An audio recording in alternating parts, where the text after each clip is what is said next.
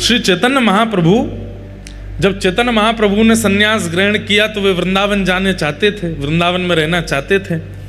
लेकिन अपनी माँ को जब प्रणाम करने के लिए गए तो माँ ने महाप्रभु जी को आज्ञा दी, देखो आप संन्यास ले रहे हो, अच्छी बात है, आपकी इच्छा है,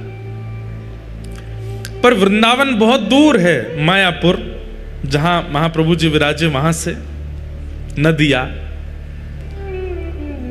बीच बीच में इन 7 दिनों में महाप्रभु जी के चरित्र भी हम सुनेंगे। चैतन्य महाप्रभु जी का कैसा भाव जगन्नाथपुरी के प्रति। अभी जयपुर में श्री चैतन्य महाप्रभु का 3 दिन तक चरित्र कहने का अवसर मिला, अद्भुत है। तो श्री चैतन्य महाप्रभु जब अपनी मां को प्रणाम करने के लिए गए तो मां ने कहा, देखो तुम संन्यास ग्रहण कर रहे हो, लेकिन हमारी इच्छा है कि तुम मायापुर बंगाल से इतनी दूर वृंदावन तो मत जाओ। क्यों? महाप्रभु जी तो चाहते ही वृंदावन जाना थे। तब मां ने कहा कि देखो कल को अगर हमारे प्राण गए, वृद्धावस्था तो है हमारी, कल को प्राण गए तो आने में भी तुम तक संदेश पहुंचने में कितना समय लगेगा, फिर तुम आ भी पाओगे कि नहीं, बहुत लंबा समय लग जाएगा। इसलिए हमारी तुमसे प्रार्थना है कि बंगाल के समीप में ही उड़ीसा है और उड़ीसा में महाप्रभु जगन्नाथ जी विराजते हैं, वो जगन्नाथपुरी ही श्री वृंदावन है। इसलिए और कोई बात हमको नहीं कहनी है, केवल आपसे एक ही निवेदन करना है कि आप जगन्नाथपुरी में विराजो। तो अपनी मैया के वचन निभाने के लिए श्री चैतन्य महाप्रभु जगन्नाथपुरी में रहे, जगन्नाथपुरी में निवास किया। तो महाप्रभु जी श्री मंदिर को जहां जगन्नाथ जी विराजते हैं उसे द्वारिकापुरी मानते थे, और गुंडीचा जहां ठाकुर जी रथ में बैठ के जाते हैं उसको वृंदावन मानते थे। साक्षात समुद्र को ही श्री यमुना जी का स्वरूप मानते थे, और लीलाचल पर्वत को श्री गिरिराज जी मानते थे। यहां की जो गलियां हैं इन्हीं को कुंज गली मानते थे। इसी भाव से महाप्रभु जी रहते थे कि ये कोई अन्य स्थान नहीं, ये वृंदावन ही है, उड़ीसा का वृंदावन श्री जगन्नाथ। इसलिए प्रभु आपका और मेरा बहुत बड़ा सौभाग्य है, पितृपक्ष विश्राम होंगे, नवरात्रि प्रारंभ होगी और हमारा यहाँ कथा उत्सव, कथा मनोरथ चलेगा।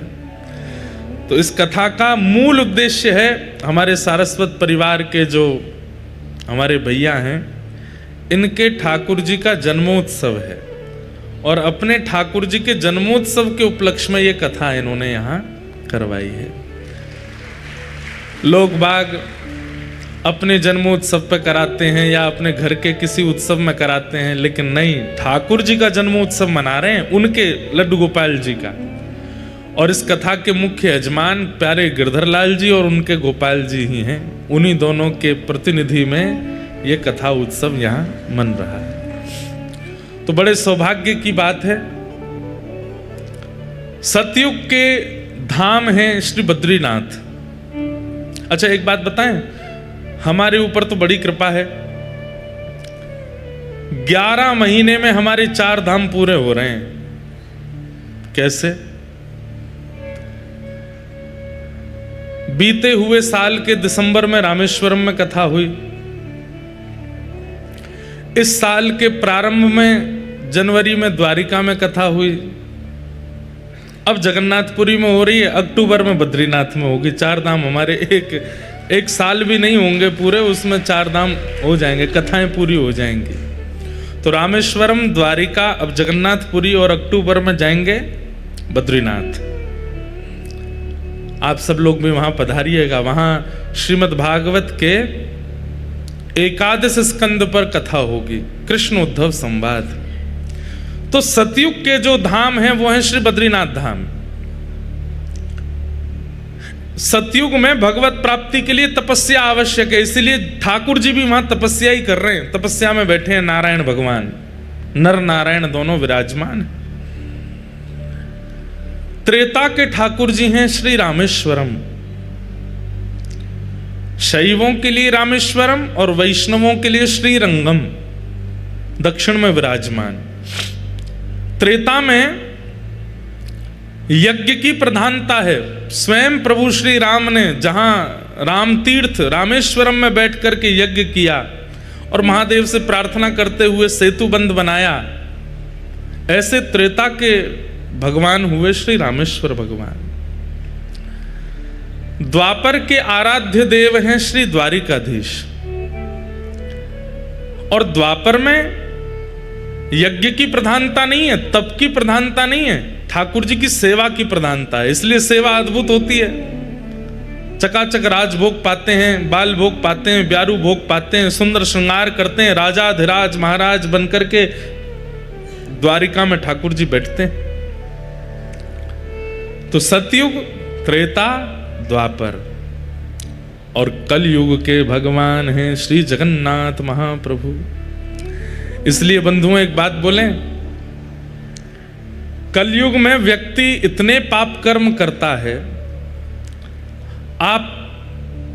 हम आप सब लोग जो इस पंडाल में बैठे, हम लोग तो अपने गुरुजनों की कृपा से अपने धर्म का पालन करते हैं, कथा सुनते हैं, नाम जप करते हैं, तो हम तो फिर भी बहुत बचे, पर हमसे भी कुछ ना कुछ पाप बन ही जाता है। तो जो लोग बिल्कुल धर्म नहीं करते वो कितना पाप प्रतिदिन करते हैं। सतयुग, त्रेता, द्वापर में जो मनुष्य अपने जीवन काल में 2-4 बार पाप कर देता है, वो पाप तो हमसे हर घंटे बनते हैं। इस कलिकाल में पूरे जीवन में जो पाप बनता है सतयुग, त्रेता, द्वापर में, वो कलयुग के लोग हर दिन करते हैं। कैसे उद्धार होगा हमारा, कैसे कल्याण होगा हमारा? इसकी चिंता हुई महाप्रभु जगन्नाथ जी को। तब महाप्रभु जगन्नाथ जी ने अत्यंत सरल, अत्यंत सहज, अत्यंत दीन वत्सलता, अत्यंत भक्त वत्सलता धारण रूप करके महाप्रभु जगन्नाथ जी विराजे। इतनी सहज पापों की निवृत्ति जगन्नाथपुरी में कर दी है। महाप्रभु जगन्नाथ जी के महाप्रसाद का एक तिनका भी यदि व्यक्ति रोज पाता है, महाप्रसाद का एक, तो सबसे बड़ी बात है जगन्नाथपुरी में सब कुछ महा है। पूरी दुनिया में प्रसाद है, यहां पे महाप्रसाद।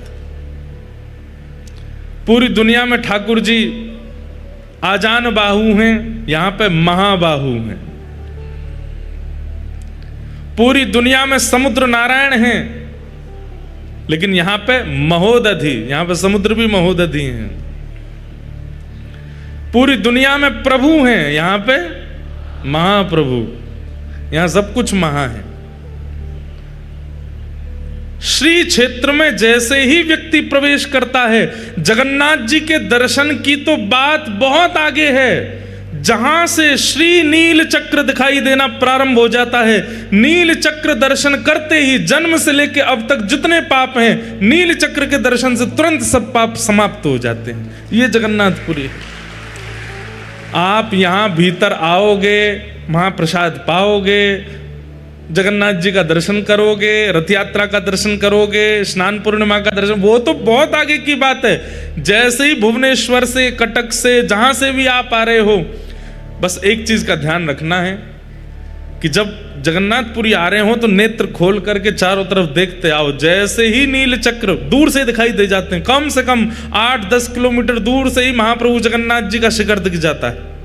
और उसमें जो नील चक्र है, उस नील चक्र का केवल दर्शन कर लीजिए। उस दर्शन का ही इतना प्रभाव है कि जन्म से लेकर के अब तक जितने पाप किए हैं सब नष्ट हो जाते हैं। सोचो, जैसे नील चक्र देखा हमारे पाप शून्य हो गए, 0, कुछ नहीं बचा अब हमारे अंदर। अब यहाँ रह करके जगन्नाथ जी दर्शन किए, महाप्रसाद पाया, यहाँ रह करके कथा सुन रहे हैं, महोदधि समुद्र में स्नान करेंगे। आज एकादशी है। स्कंद पुराण में कहते हैं और जगह एकादशी पर व्रत किया जाता है, लेकिन जगन्नाथपुरी में आकर के, अच्छा व्रत भी जो लोग नहीं करते और जगह रहने वाले, उनको भी निषेध कहा गया कि रोटी भले ही खा लेना, चावल तो बिल्कुल नहीं पाने हैं। लेकिन जगन्नाथपुरी का नियम है, यहां पर एकादशी के दिन आकंठ भोजन करना चाहिए। और उसमें भी क्या पाना चाहिए? महाप्रसाद पाना चाहिए, आकंठ। अच्छा एक बात और, कई लोग कहते हैं कि श्री जगन्नाथपुरी में एकादशी नियम होता ही नहीं, और अगर ये बहाना लगा करके होटल पे खा रहे हैं, बाहर कुछ भी खा रहे हैं, चाउमीन पिज्जा बर्गर उड़ा रहे हैं एकादशी के दिन, और कह रहे हैं कि यहाँ तो एकादशी होती नहीं, तो महापाप लगेगा। एकादशी के दिन केवल और केवल महाप्रसाद ही आप लोग पा सकते हैं।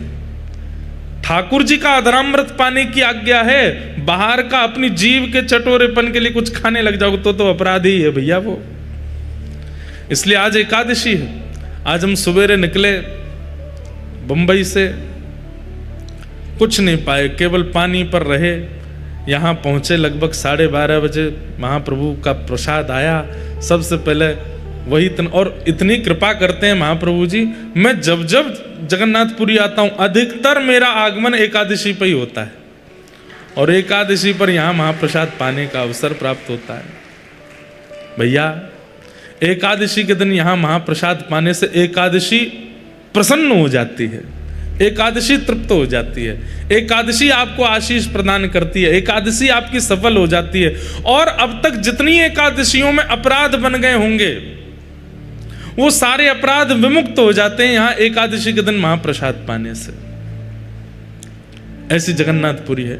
और कहते हैं द्वादशी को, त्रयोदशी को, एकम को, द्वितीया को, चतुर्थी को, अष्टमी को जितना मन हो उतना पाना, लेकिन एकादशी के दिन जितनी क्षमता है उससे ज्यादा पाना है, आकंठ पाना है। जय। हाँ जय। जितनी खुराक है उससे अधिक पाने की आज्ञा करते हैं स्कंद पुराण में।